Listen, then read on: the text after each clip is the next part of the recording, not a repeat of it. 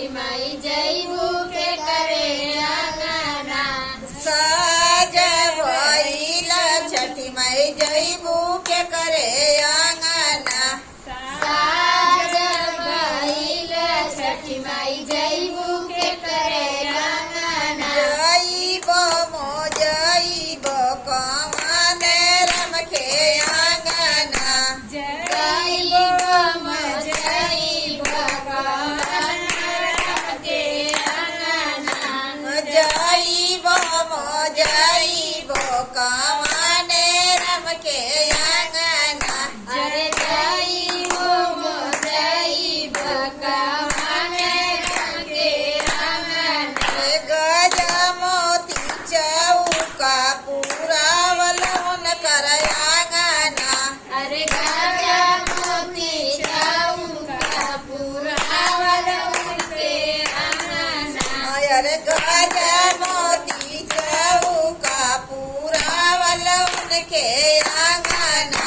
अरे गजा मोती चौका पुरावल उनके आंगना। अरे गैया का गोबरा लिपावल उनकर आंगना।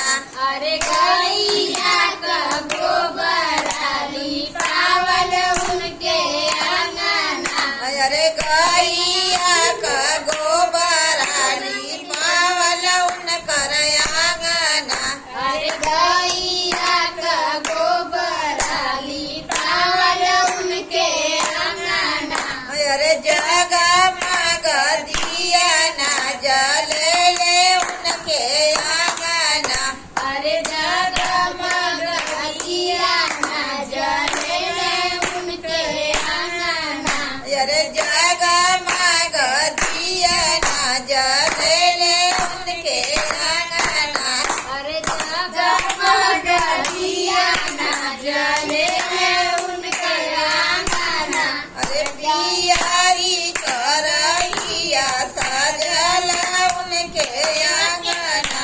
अरे पियारी करहिया सजल उनके आंगना। अरे पियारी करैया सजल उनके आंगना।